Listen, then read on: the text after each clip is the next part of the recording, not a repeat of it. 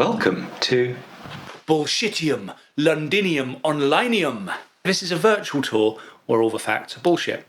Although, the fact that all the facts are bullshit is in fact the first bullshit fact, because in actual fact there are actual facts. The tour you're about to see was created for the City of London 2 years ago. Celebrates our Roman heritage and London's wonderful sense of humour. Obviously London is a funny city. More languages spoken here than any other city on the face of the planet. Despite that, most British people only know how to speak one.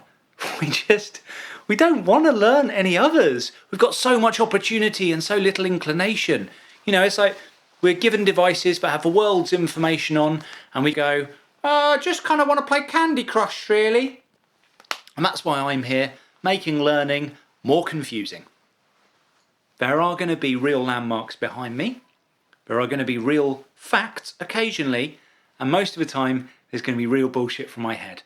It's up to you to distinguish which is which. Let me introduce you to your Roman tour guide. I am Maximus Decivius Mischievous, husband of a murdered son. No, that's not right. Father of a turgid nun. Yes, yeah, my daughter, she joined the church and I don't know what happened to her, but she absorbed a load of water and her cells just swelled up like a fleshy cucumber. She doesn't talk to me anymore. Anyway, you may have noticed my accent. Much like my colleague Maximus Russellus Croesus in the film Gladiator, I'm also not a native Italian. The process of integration of foreign peoples is one of the strengths of the Roman Empire. We're now both Roman citizens. Hail Caesar! The other strength of the Roman Empire is the power of our army. We are full of wolf milk. Do not mess with us. I'm about 2,000 years old. I've been working here ever since us Romans arrived. Mostly as a soldier, sometimes as an entertainer, occasionally as a receptionist.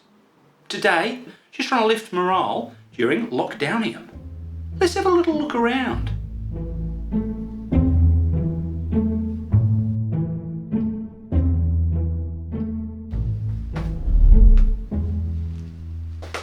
You know, you go down into the basement of this barbershop, you will find the remains of the original Roman forearm hidden there amongst the hair gel and the scissors. There are 2,000-year-old bits of archaeology.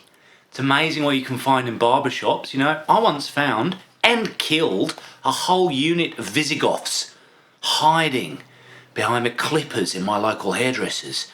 I was like,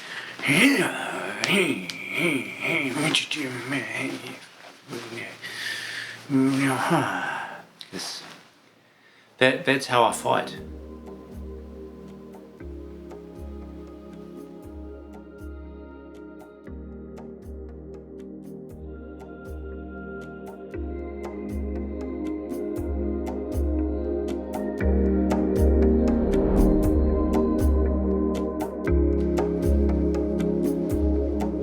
Now, although most of us Romans have left Londinium a long time ago, like Tallulah from Bugsy Malone, or like an old leaky beanbag you've tried to throw away, we've left reminders of ourselves everywhere. Look up here. Julius Caesar! Hail Caesar! Above him, a Christian dragon. Like a normal dragon, burns people, eats villagers, hoards gold. This one won't have sex before marriage. Now, we're going to go beyonder.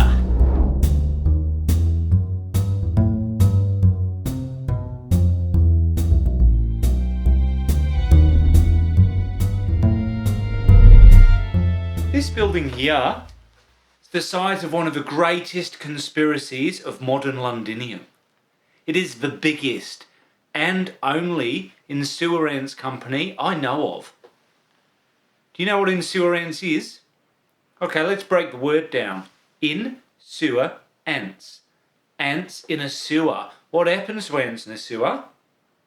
They get washed away. Think about it. Now, the people who work here, they are obliged to wear boring suits and look miserable on the entrance and exit so as to keep the conspiracy going. But inside is actually the biggest water park in the world. you can see all these tubes on the outside. They think we're stupid. They think we won't figure it out. Well, I've figured it out, and I've told you, so now you know too. Got to be careful who you tell though. They've covered up the secret very well. Obviously, you can understand why they've got to keep it a secret. A lot of people work very hard. You know, tour guides, for example, or hunter-gatherers.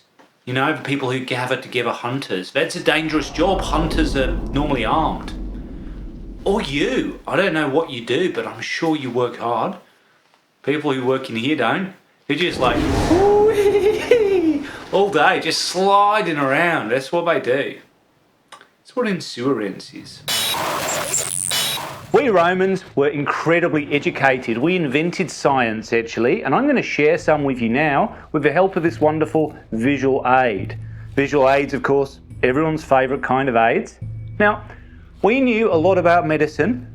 When I say knew, we didn't cut bodies open to find out if we were right or not. That was gross, but we just thought about it until we come up with something that we were sure was right. For example, the stomach, right here. The stomach is where your body makes blood. You eat food, the stomach turns it into blood, and then your body uses blood to do all your body things.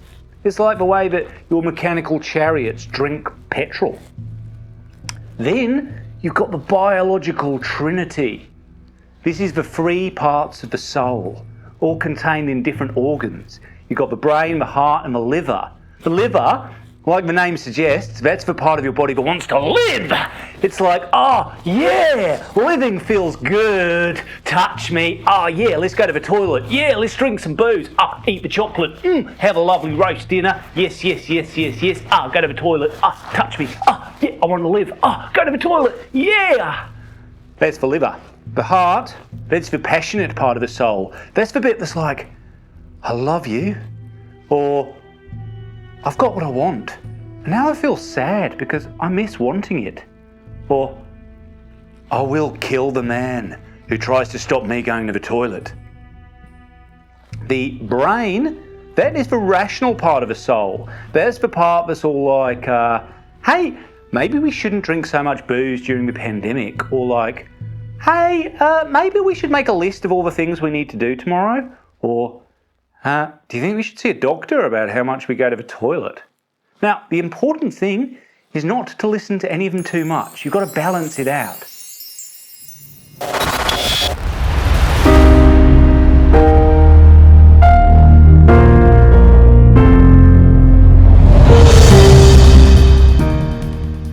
I like to make crossing a road a little bit more fun. I pretend the road is a villain in a cowboy film, and it's all like, don't cross me, boy. And I'm like, I'm gonna cross you.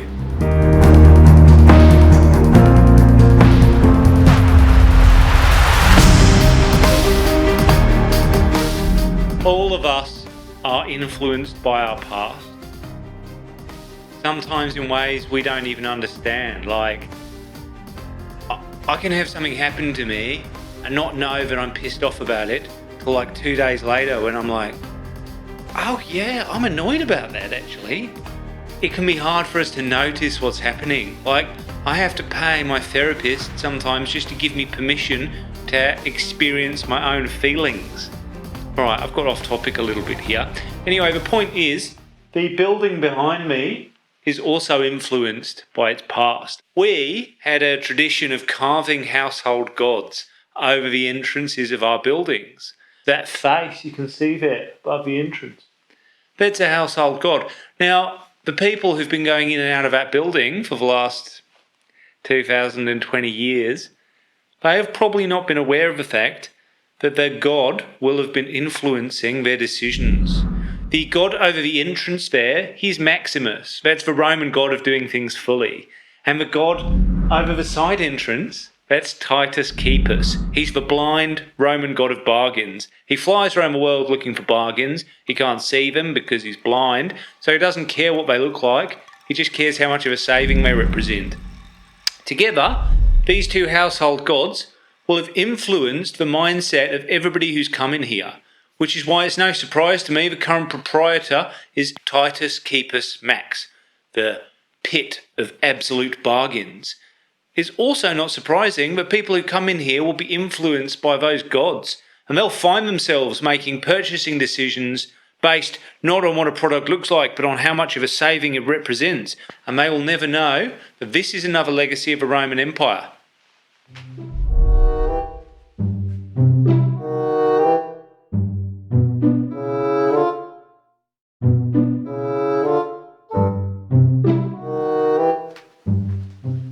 These unusual domes here were built to display living merchandise.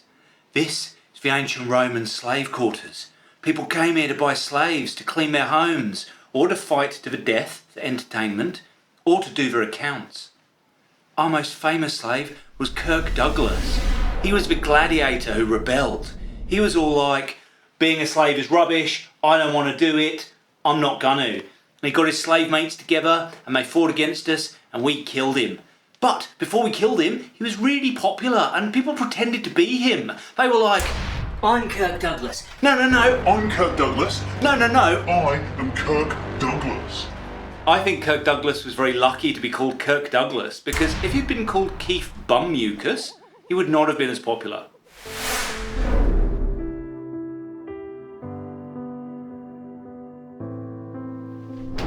How'd you make a wine house? Take a normal house, put some wine in it.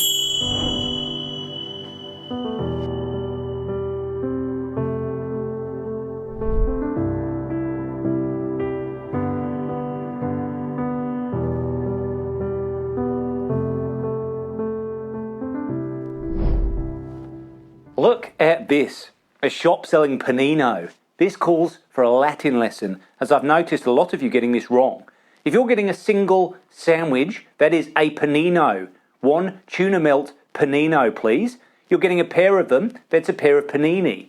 Or more, you can have 5 panini. Similarly, if you and your mate are getting a pair of frothy coffees, that'll be 2 cappuccini. If you're getting one for yourself, that's a cappuccino. If you're in America and you're buying a courgette, that is 1 zucchino.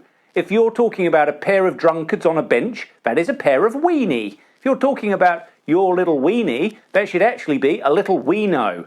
Unless you're very anatomically unusual, of course. Latin's not that hard.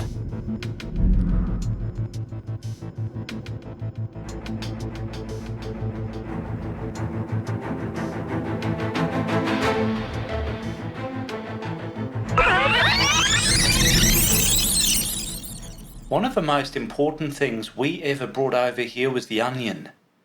Makes me cry. Nice to see you guys showing some respect. You've mounted the onion on the end of this flagpole here. I love seeing an onion on a flagpole.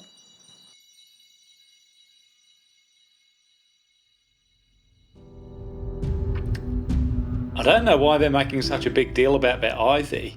It is a little underwhelming. Like a Roman bathhouse, but everyone's clothed from neck to ankle.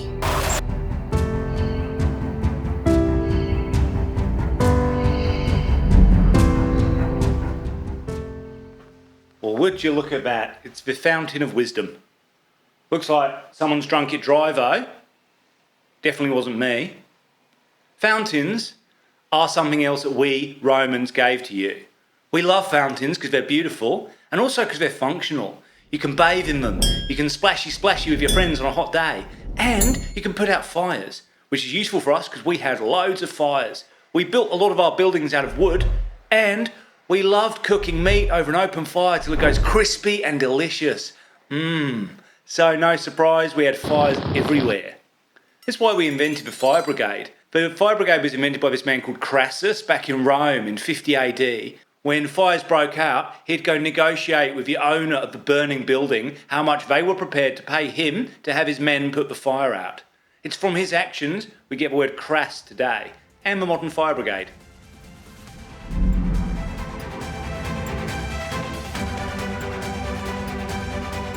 Don't cross me, boy.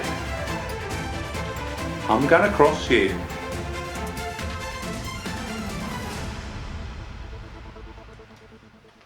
Trees are the opposite to us. They breathe in carbon dioxide and they breathe out oxygen, which means city trees, they must be like, oh, the air here is so fresh.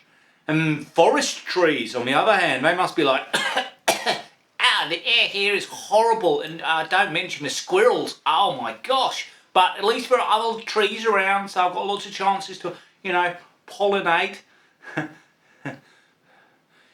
City trees must be kind of lonely, I guess. Just see, a couple of their friends around, and that's it. Slower pace of life, I guess, in the city as well, City trees, just like, there's another day gone.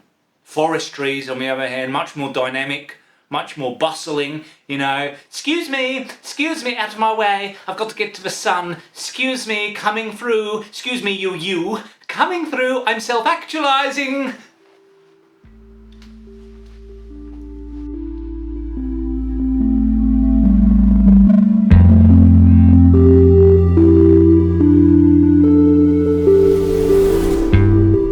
The ancient alchemists were on a quest to turn lead into gold. This upmarket cafe sells £10 sandwiches.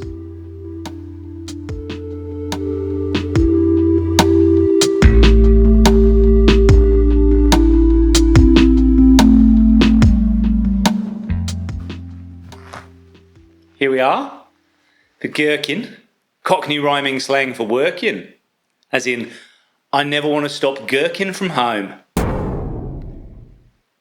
Fun fact, when we Romans had holidays, we would have parades. The most important people in a city, the nobility, senators and priests, would ride through the city on horseback, carrying giant clay phalluses. The idea was these warded off jealousy because plebeians are jealous of the phallus, not of the person. You guys have taken that to a whole new level. I love it.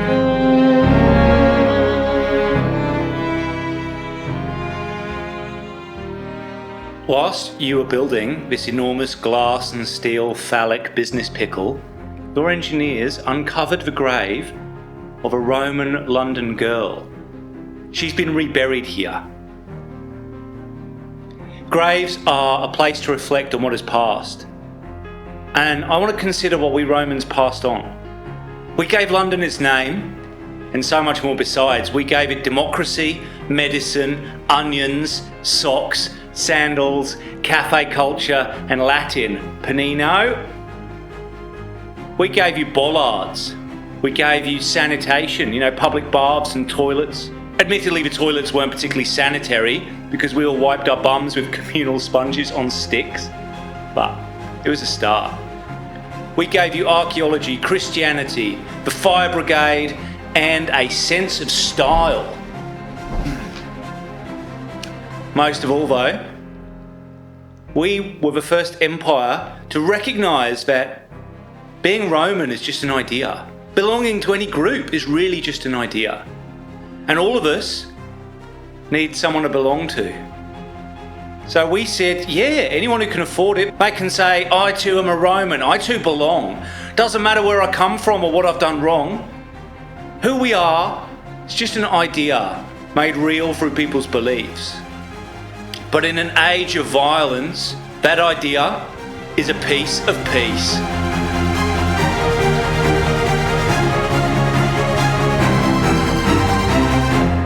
All right. That's the end of the tour. I hope you've enjoyed it. I hope you haven't learned too much. Thank you for your attention.